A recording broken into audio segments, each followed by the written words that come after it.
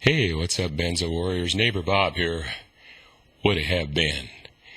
It's 1/10/2019, and I thought I'd go into the topic today, how I dry tapered off of 2 milligrams of Klonopin, and why. And just to remember that I'm not any medical professional. This is not any medical advice. This is just my own experiences, and it may or may well not help you. I suggest that you seek a doctor for any medical advice, but then again, the doctor's probably the dumb bastard that puts you on benzos to begin with, or SSRIs. Going back to the beginning of when I started taking them, 1998, I sustained a solvent injury, a brain injury, toxic encephalopathy, from a 27-year exposure to printing solvents as a journeyman offset lithographer back then. At that time, it retired me and has it to this day. And that presented me with a lot of problems early on from the brain injury, losing 30% of my left front temporal lobe. So my doctor had me on anti-seizure meds, Depakote, 1,500 milligrams, Topamax, 200 milligrams. Although I never had a seizure, I shook real bad, so he had me on them anyway. A couple of years later, in year 2000, I had been taking a natural supplement by the Manatech company called Ambertose. It helps your cells communicate. An expensive product, $100 and some a month, but it was worth it. It helped get me off the Depakote. I began feeling real numb. I asked my neurologist if he could help wean me off of it, and he did. I got off of all that, was on no drugs. My sleep was so bad from the brain injury that insomnia, I was getting 2 or 3 hours of sleep a night, and it wasn't even good sleep. So he finally talked me into putting me on Klonopin. I didn't know what Klonopin was. I knew nothing about benzos. I did, however, at the time know that SSRIs were terrible for you. He couldn't get me talked into that because I knew they messed your brain chemistry up, adjusted your serotonin and other brain chemistry. Little did I know that benzos are much harder to get off of than SSRIs even. If you want to know anything about SSRIs, I suggest you look up on Facebook, type in the name Christian Forbear, F-O-R-B-E-A-R. He sustained a brain injury from taking SSRIs, permanent, and he's in a wheelchair because of it. And he runs a couple of groups there on Facebook and maybe other places, I'm not sure, about SSRIs and toxic encephalopathy. So going on with benzos, my doctor got me on those in the year 2000. Started out with 0.5 milligrams, went to 1 milligram, went to 1.5 milligrams, because after a while, that same amount doesn't do you any good, or as good, so they keep upping the dose. I ended up at 2 milligrams, which is the equivalent of 40 milligrams of Valium. I went to Dr. Heather Ashton's site and read up a lot about that when I first realized how bad benzos were. And as time went on, for the 13 years I took them, I realized that I wasn't getting the good sleep out of them even taking them. So I thought, well, why even take them? You know, I might as well just quit taking them. I had no idea that they were that hard to, get off of. I'd been water fasting for like 6 years now, so even back when I was on the benzos, full dose, I was water fasting. First water fast I did, I didn't know I was going to go very long, but I went ahead and went for 21 days. And I knew from reading up on water fasting that you were supposed to be off all medications, like even blood pressure medicine, diabetes medicine, off of everything when you water fast. So I just didn't take it. The night that I water fasted started, I didn't take the Klonopin. And strangely enough, I had no withdrawal symptoms the whole 21 days whatsoever. No anxiety. I slept fine, better than I normally do.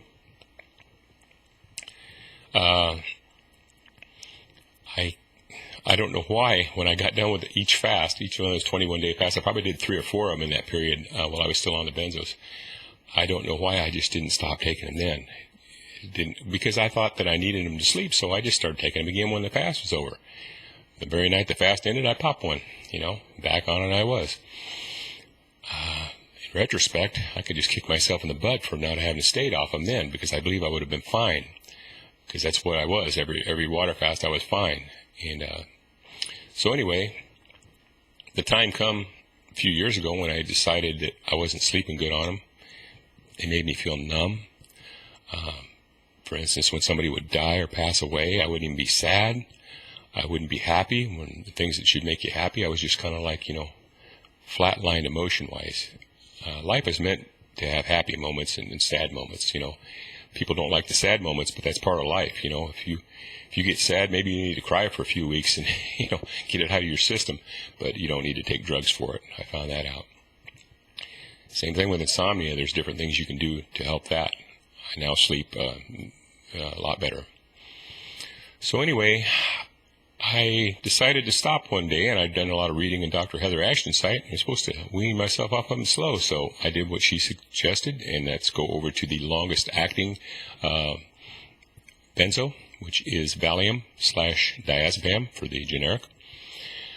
To give you an idea, this gives you a lot more leeway to cut your dose down very much smaller, because that little Klonopin tablet I took was a little white pill, just a little white pill. And you can take, for instance, the same size little white pill in a Valium or diazepam that's 2 milligram. The equivalent would be 20 of those 2 milligram diazepams to one little pill of Klonopin. And I assume Ativan and Xanax are probably the same thing. You have much more leeway to cut down on the Valium. The reason my doctor, my neurologist, put me on Klonopin is that I had trouble staying asleep, and Klonopin seems to last longer. You feel the effects of it longer, but it doesn't last as long in your body as Valium does. Valium, you take a pill of Valium, it's a muscle relaxant. It just mellows you right out for 4 hours or so, and then after that, if you're trying to sleep, it seems to wear off, but it's still in your system longer than those other benzos. So I highly suggest, if possible, trying to wean yourself over to the equivalent. Use Dr. Heather Ashton's chart. Wean yourself over, if you got a doctor that'll do that for you, to the equivalent of your drug that you've been taking, the benzo, if it's not Valium, over to Valium. And some people have tried Valium and they can't do well on it, so I'm speaking to those that can. So that gives you the leeway to come down slowly. I did that, and I started my withdrawal out with 5 milligram tablets. Valium comes in 10 milligrams, 5 milligrams, and 2 milligrams. The 10 milligram tablets are like a bright blue. I don't like the blue dye in there. I don't do well on the 10s, so I started with the 5s, 8 5s per night, once a night. And I cut that, they're scored, and I broke it in half, and I cut that by 0.5 milligrams every 4 days or so. I went off way too quick myself, but I was wanting to get off that stuff, and I was ready to get off. So I was every 0.5 I cut, I got terrible insomnia, raging for 3 days, and then the 4th day I'd start to calm down. I thought, well, I just cut it again. I was a glutton for punishment, But it took me like 8 months or so, but I should have held at each cut for a week or two, in retrospect. But anyway, that's what I did. I went down a little bit fast, but and it was a horrendous time. When I got down to about 6 milligrams of Valium, I traded my 5s in for 2s. 2 milligrams are scored, and I broke them in half, and then I snapped them in quarters. Very easy to snap with your fingers. You don't need a pill cutter. I would take a quarter a night. When I got down to 1/4 of a 2 milligram, I would take a quarter a night for a week, and then I would take a quarter every second day for a week. And then I would take a quarter every 3rd day for a week. And then after that, I jumped off on that very small amount, and the roller coaster ride began. The roller coaster to hell began. Just raging insomnia, just all the terrible symptoms that you probably have. Some people have different symptoms, but pressure in the head, eye floaters, depersonalization, derealization, afraid of everything. Just basically a big sissy. Just became afraid of everything. Weak, muscle weakness, insomnia, raging insomnia. So once you commit, I've talked to some people that jumped off, didn't know any better, and they just stopped taking like 6 milligrams of Xanax overnight or something. Very, very dangerous. You could go into a coma, you could die. Symptoms would be so bad.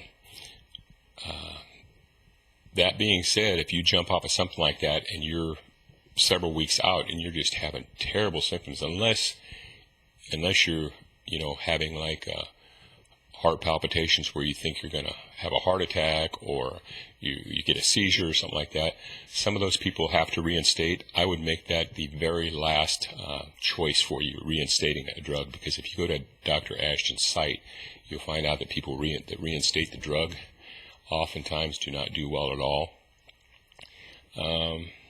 People that reinstate the drug, say I was at 2 milligrams of Klonopin.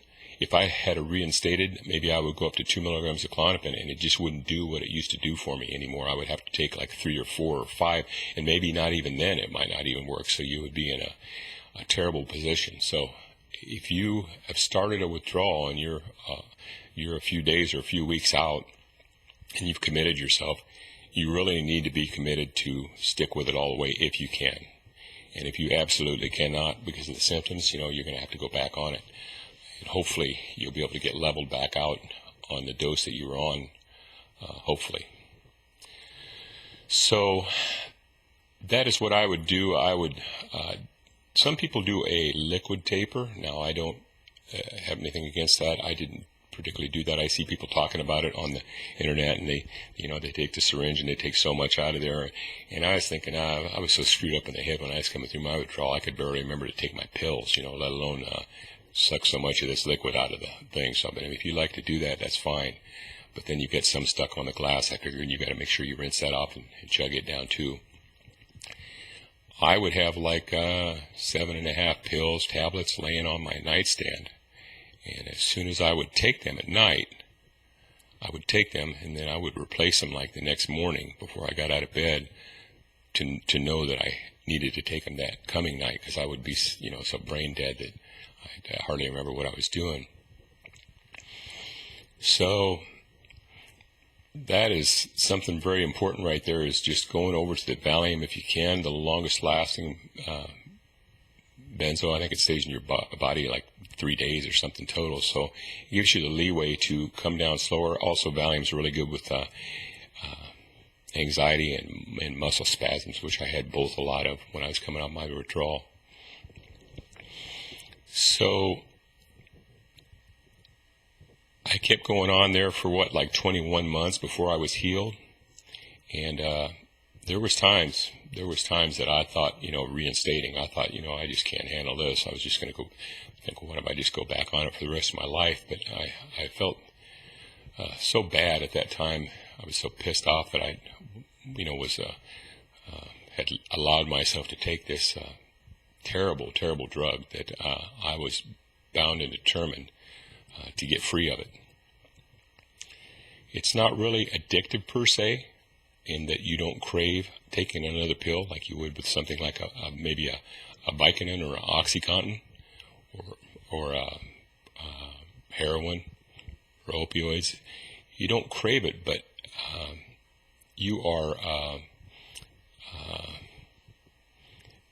you have to take it, because if you stop taking it, you'll have these terrible, terrible side effects. So to me, it's just like being addicted.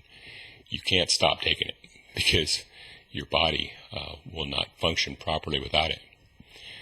So it's a very evil drug. And now that I came out the other side and healed, I totally think it's worth it, because the problem I started taking the drug for 20-some years ago, insomnia, now I sleep better than I've slept since my solvent injury back in 1998. Through the use of diet, not taking in the MSG from processed foods and potato chips and all that crap. Practicing heavy metal detox a couple times a year, which is crucial. Once you get healed from the benzos, you wouldn't want to do heavy metal detox while you were on them still, or still suffering from them. But after that, I suggest you jump into heavy metal detox and as many water fasts. If you've already stopped taking your meds, every water fast I've done, whether it be 2-day, 3-day, 5-day, 10-day, 20, they all helped different symptoms that health problems that I had in the past. So I highly advocate some water fasts. And when you come out the other side, it's going to be worth it. It is well worth it to me to be drug-free now. I do have some problems with my thyroid still going on, but other than that, I'm drug-free. I don't take any psychogenic drugs. I don't need anything to sleep. I'm even back to being able to drink a couple cups of coffee, organic coffee in the morning, which I could not touch for the last 20 years of my brain injury. If I drink a cup of decaf in the morning, I'd be staring at the ceiling at midnight because caffeine stays in your system about 12 hours. And so that's another thing. I highly recommend you do not intake any caffeine. That would include chocolate that's got caffeine in it. Even decaf coffee's got a little bit in it. Teas, green tea or whatever that has caffeine in it. Don't drink any caffeine when you're coming off of benzos. Also, don't take any monosodium glutamate in. That's in the potato chips. It's in so many different hidden labels that if you eat organic food and non-processed food, you won't be taking any of that in. So you've got to stay away from also alcohol and smoking weed. Those both hit you on the same nerve receptors as the benzos did, the same GABA receptors. So, like for instance, when I first started going on my withdrawal, I started hitting the scotch a little heavy.